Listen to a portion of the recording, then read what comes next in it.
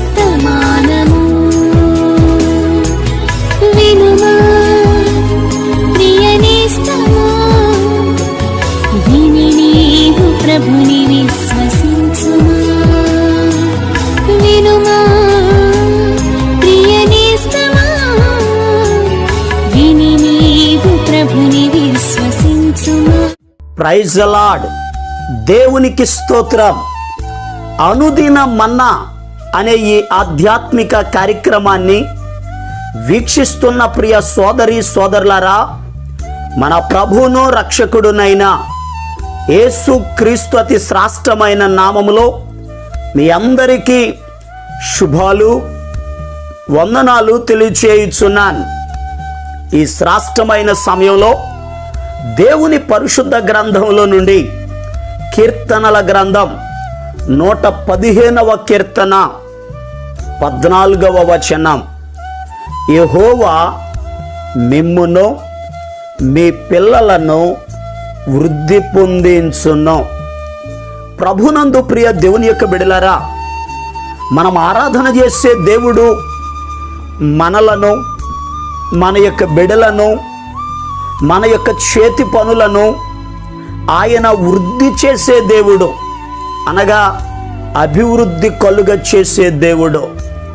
ఈ భూలోకంలో ప్రతి వ్యక్తికి కూడా తాను, తన యొక్క బిడ్డలు, తన యొక్క పనుల విషయంలో వృద్ధి చెందాలని, అభివృద్ధి చెందాలని ఆశ ఉంటుంది. అయితే మన దేవుడు అభివృద్ధి చేసే దేవుడు.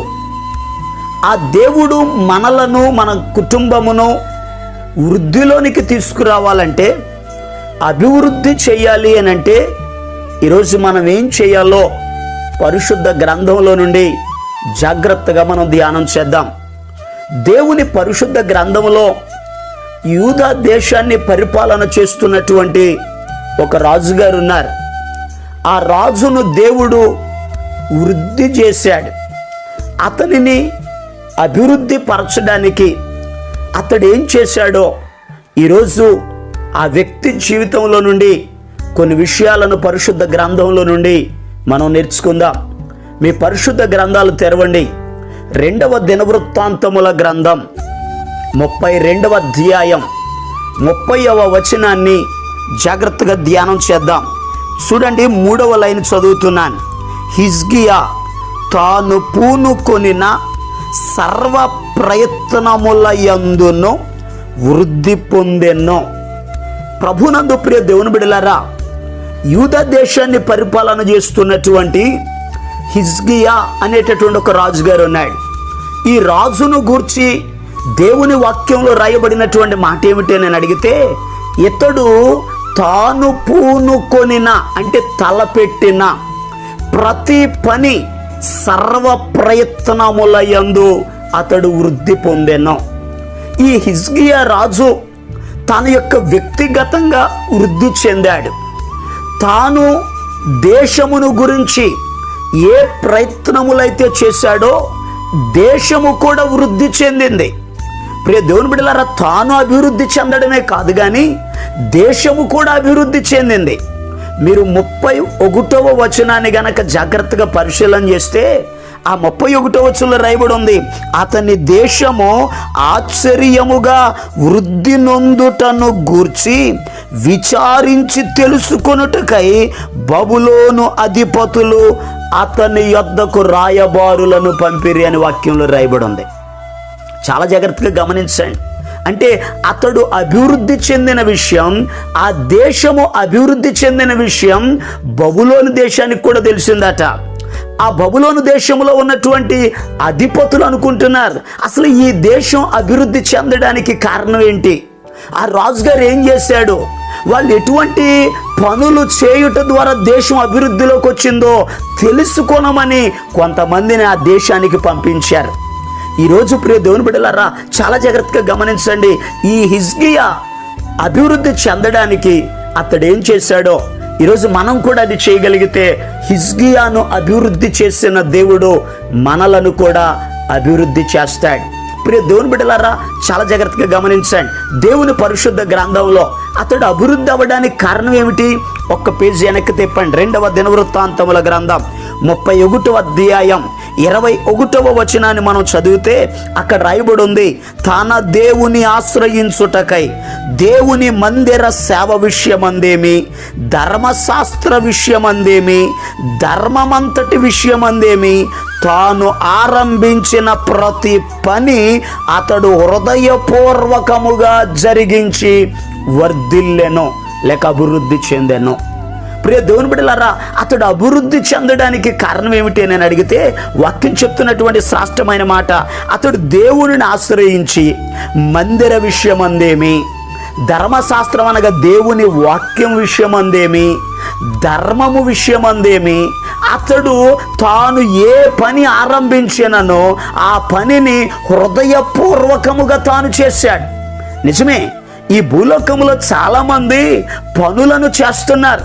కొందరు వ్యాపారం చేస్తున్నారు, కొందరు వ్యవసాయం చేస్తున్నారు, కొందరు చెరువులు చేస్తున్నారు, కొందరు ఉద్యోగం చేస్తున్నారు, కొందరు చేతి పనులు చేస్తున్నారు. ప్రియ దేవుని బిడ్డలారా, నువ్వు చేసే పనిని హృదయపూర్వకంగా చేస్తున్నావా?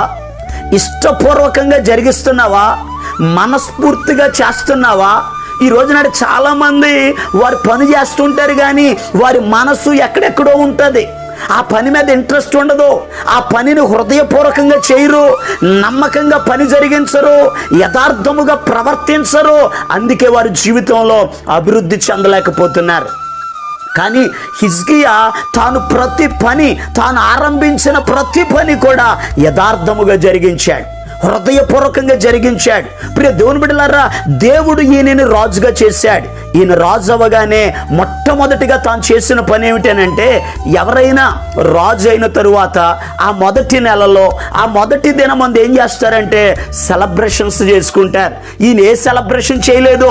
తాను రాజు అయిన మొదటి సంవత్సరము మొదటి నెలలోనే దేవుని మందిరపు తలుపులను తెరిచాడు, మందిరమును బాగు చేశాడు, మందిరములో ఉన్న నిషిద్ధమైన వస్తువులను పారద్రోశాడు.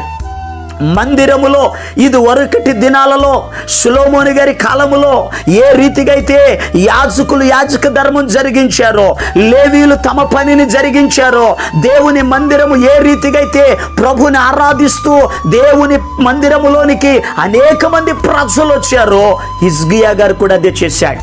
లేవీయులను పిలిచాడు, యాజకులను పిలిచాడు. అయ్యలారా, మిమ్ములను మీరే దేవునికి ప్రతిష్ఠించుకోండి అయ్యా, మీరు అశ్రద్ధ చేయొద్దయ్యా, మీరు ధూపం వేయడానికి, పరిచర్య చేయడానికి, దేవుని సన్నిధిలో మీరు నిలబడడానికి మిమ్ములను మీరే ప్రతిష్ఠించుకోనండి అని చెప్పాడు. మందిర విషయములో యథార్థంగా హృదయపూర్వకంగా పనిచేశాడు, ధర్మము విషయములో యథార్థంగా నడిచాడు, ధర్మశాస్త్రమును అనుసరించే విషయములో యథార్థముగా హృదయపూర్వకంగా ప్రవర్తించాడు. దేశములో తాను చేయవలసిన ప్రతి పని విషయములో యథార్థంగా నడిచాడు. అందుకనే యెషయా ప్రవక్త హిజ్కియా రాజు దగ్గరకు వచ్చి, రాజా నీ ఇల్లు చక్కబెట్టుకోమని దేవుడు చెప్పాడు అని చెప్పినటువంటి సమయంలో హిజ్కియా గోనెపట్ట కట్టుకుని దేవుని సన్నిధిలో ప్రార్థన చేస్తూ ఒక చక్కని మాట చెప్తాడు. దేవా, యథార్థ హృదయుడనై సత్యముతో నీ సన్నిధిలో నేను ఎలా నడుచుకున్నానో కృపతో ఒకసారి జ్ఞాపకం చేసుకొని అన్నాడు. ఎందుకంటే ఆ మాట ఎందుకు చెప్పగలిగాడు? తాను యథార్థవంతుడు గనక, తాను సత్యాన్ని అనుసరించాడు గనక, తాను ఆరంభించిన ప్రతి పనిని హృదయపూర్వకముగా నెరవేర్చాడు గనుక. ఈరోజు ఈ మాటలు వింటున్న ప్రియ దేవుని బిడ్డలారా, మన జీవితంలో కూడా మనము అభివృద్ధి చెందాలి అని అడిగితే హృదయపూర్వకంగా మనం పనిచేయాలి, యథార్థ హృదయులుగా నడుచుకోవాలి, సత్యాన్ని అనుసరించాలి, దేవుని మందిరాన్ని ప్రేమించాలి. దేవుని సన్నిధిలో మనం చేయవలసిన పనిని మనము జరిగించినప్పుడు దేవుడు మనలను, మన బిడ్డలను వృద్ధిలోనికి తీసుకొస్తాడు, అభివృద్ధి చేస్తాడు. ప్రియ దేవుని బిడ్డలారా, మరింకొక విషయాన్ని జాగ్రత్తగా ధ్యానం చేద్దాం. ఈ 2వ దినవృత్తాంతముల గ్రంథం 32వ అధ్యాయం చూడండి, 26వ వచనాన్ని చదువుదాం. చూడండి, హిజ్కియా హృదయ గర్వమును విడిచెను. ప్రియ దేవుని బిడ్డలారా, 2వ మాట, దేవుడైన అభివృద్ధి చేసిన తర్వాత కొంచెం గర్వం వచ్చింది. దేవుడు చేసిన మేలులను మర్చిపోయాడు. ఎప్పుడైతే గర్వం వచ్చిందో దేవుని కోపం రగులుకుంటుంది, వెంటనే సరిచేయబడ్డాడు. తన హృదయపు గర్వమును విడిచెను. నేను అభివృద్ధి చెందడానికి నా తలాంతులో, నా జ్ఞానమో, మా తల్లిదండ్రులు కాదు, దేవుడే కారణం. నేను దేవుడిని ఆశ్రయించాను, దేవుడికి ప్రార్థన చేశాను, అందుకే దేవుడు అభివృద్ధి చేశాడు అని చెప్పి తన విషయములను తాను తెలుసుకొని తనకున్న గర్వమును విడిచిపెట్టాడు. ఈరోజు చాలామంది కొంచెం అభివృద్ధి అయ్యేటప్పటికీ గర్వం, ఎందుకనగా వాళ్ళు దేవుని కంటే గొప్పోళ్ళులాగా, ఈ లోకములు అందరికంటే శ్రేష్ఠులులాగా తమ్మును తామే హెచ్చించుకుంటూ ఉంటారు. ఇప్పుడు దేవుని బిడ్డలారా, సొలొమోను గారు సామెతల గ్రంథంలో 29వ అధ్యాయం 23వ వచనంలో ఒక చక్కని మాట తెలియపరిచారు. ఎవని గర్వమో వానిని తగ్గించును, వినయ మనస్కుడు ఘనత నొందునని వాక్యంలో రాయబడి ఉంది. మన గర్వమే మనలను తగ్గిస్తుంది. ఈరోజు చాలామంది పడిపోవడానికి, పాడైపోవడానికి, నశించిపోవడానికి కారణం ఏంటో తెలుసా? వారికి ఉన్న గర్వమే. వాక్యంలో రాయబడి ఉన్నటువంటి మాట, నాశనమునకు ముందు గర్వము నడుచును, పడిపోవుటకు ముందు అహంకారమైన మనసు నడుచునని వాక్యంలో రాయబడి ఉంది. ప్రియ దేవుని బిడ్డలారా, హిజ్కియా అభివృద్ధి చెందడానికి గర్వమును విడిచిపెట్టాడు. పరిశుద్ధ గ్రంథంలో మరి ఇంకొక రాజు ఉన్నాడు, ఆయన పేరు ఉజ్జియా. చిన్న వయసులో దేవుడు ఆయన్ని రాజ్య పరిపాలనలోకి తీసుకొచ్చాడు. దేవుడిని ఆశ్రయించడం ద్వారా దేవుడు ఆయన్ని ఆశీర్వదించాడు, అభివృద్ధి చేశాడు. ఆశీర్వదించబడిన తరువాత వాక్యంలో రాయబడిన మాట ఏంటంటే, ఉజ్జియా మనస్సున్న గర్వించి చెడిపోయానని వాక్యంలో రాయబడి ఉంది. చాలామంది కొంచెం అభివృద్ధి చెందేటప్పటికీ గర్వపడుతూ ఉంటారు. ఆ గర్వమే వారిని పాడు చేస్తుంది, ఆ గర్వమే అభివృద్ధి లేకుండా చేస్తుంది, ఆ గర్వమే వారు పాడైపోవడానికి, అప్పులు పాలైపోవడానికి, వారి యొక్క జీవితం నాశనం అయిపోవడానికి కారణమవుతుంది. ఈ ఉదయకాల సమయంలో ఈ మాటలు వింటున్న ప్రియ దేవుని బిడ్డలారా, మీరు మీ కుటుంబము అభివృద్ధి చెందాలని ఆశపడుతున్నారు కదా, గర్వాన్ని విడిచిపెట్టండి. దేవుని సన్నిధిలో యథార్థ హృదయులుగా సత్యాన్ని అనుసరించి హృదయపూర్వకముగా పనిని జరిగించండి. దేవుడి మీద ఆధారపడండి. దేవుడు మిమ్మును, మీ కుటుంబములను అభివృద్ధి చేయునుగాక. అలా అభివృద్ధి చేయునట్లు మీ కొరకు నేను ప్రార్థన చేస్తాను. తలలు వంచండి, కళ్ళు మూసుకోనండి, ప్రార్థనలు ఏకీభవించండి. మహాపరిశుద్ధుడును ప్రేమ కలిగిన మా పరమ తండ్రి, నీకు వందనాలయ్యా. ఈ శ్రేష్టమైన సమయంలో అయ్యా, ప్రత్యేకంగా నీ ప్రియ బిడ్డల కొరకు ప్రార్థిస్తున్నాను. వీరు అభివృద్ధి చెందాలయ్యా, ఆశీర్వదించబడాలయ్యా, మేలు పొందుకోవాలయ్యా, దీవించబడాలి నాయన. బిడ్డల జీవితాల్లో గొప్ప కార్యాలు జరగాలి నాయన. ఎంతమంది బిడ్డలైతే ఈ యొక్క మాటలను వింటున్నారో ప్రతి ఒక్కరూ అభివృద్ధి చెందుదురుగాక ఆజ్ఞాపిస్తున్నాను. నీ కార్యములు నీ బిడ్డల జీవితాలలో అయ్యా మీరే జరిగించమని ప్రార్థిస్తున్నాను. ఈ దినమంతయు వారి ప్రయాణాలలో, వారి పనులలో తండ్రి మీరు ఆశీర్వదించండి అయ్యా. నీ కార్యములు బిడ్డల జీవితాల్లో చేసి మహిమ, ఘనత, ప్రభావాలు పొందుకొనమని యేసు క్రీస్తు అతి పరిశుద్ధమైన నామం పేరట ప్రార్థన చేసి అడిగి పొందుకొని ఉన్నాము తండ్రి, ఆమేన్. మన ప్రభు అయిన యేసు క్రీస్తు కృప మీకు తోడుగా ఉండి నడిపించును గాక, ఆమేన్.